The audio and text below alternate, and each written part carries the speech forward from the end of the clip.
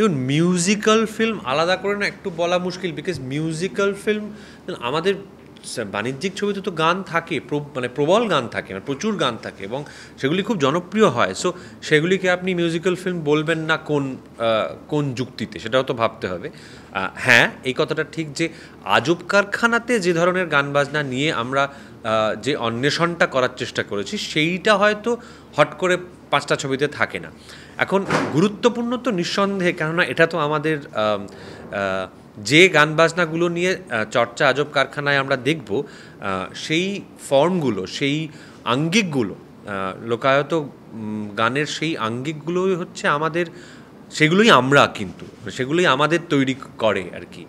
আমরা যে মানুষ, বাঙালি হিসেবে যে আমরা যে মানুষ, যে ব্যক্তিবিশেষ, আমরা ব্যক্তিবিশেষ তো কেউ আচমকা একদিন জন্মাই না একটা পৃথিবীতে, উদ্ভিদে মানে হঠাৎ করে তো একদিন, তার পেছনে তো তার একটা লেগাসি থাকে, একটা ইতিহাস থাকে, আমাদের সমাজের একটা এভলিউশন থাকে।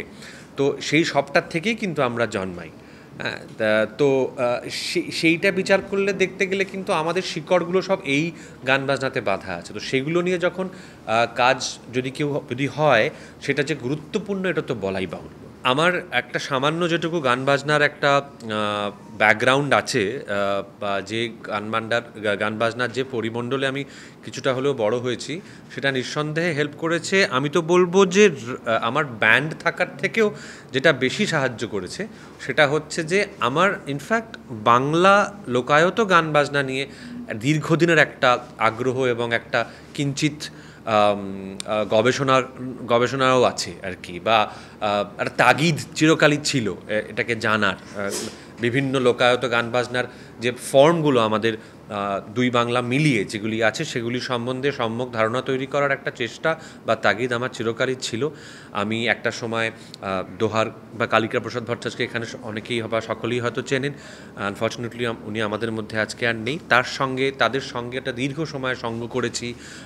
তারও আগে আমার বাবা মার সূত্রে আমি একটা দীর্ঘ সময় বাউল এবং ফকির সঙ্গ করেছি। তো সেই জিনিসটা আমাকে আজব কারখানার ক্ষেত্রে খুবই সাহায্য করেছে। তার কারণটা হচ্ছে যে আপনি বললেন যে আজব কারখানায় আমাকে একজন রকস্টারের চরিত্র দেখা যাবে। হ্যাঁ, ঠিক, আবার পুরোটা ঠিকও নয়। তার কারণটা হচ্ছে যে এই রকস্টারের একটা জার্নি আছে এই ছবি জুড়ে, যে জার্নির মধ্যে দিয়ে তিনি কোথাও একটা আমাদের বাংলার যে শিকড়ের যে গান বাজনাগুলি, তার সঙ্গে তার পরিচয় ঘটে। তো একদিকে যেরকম আমার ব্যান্ড থাকা বা রক মিউজিকের সঙ্গে আমার সহবাস কিছুটা সময় সেটা যেরকম সাহায্য করেছে, তেমনি আবার এই বাংলা লোকায়ত গান নিয়ে আমার যে চিরকালীন আগ্রহ বা তাগিদ সেগুলিকে জানার, সেটা আবার পরবর্তীতে গিয়ে সাহায্য করেছে। সেই দুইয়ের সংমিশ্রণটা আমার মনে হয় সেটা জেনেই হয়তো শবনম কোথাও আমাকে কাস্ট করেছিলেন ছবিটাতে।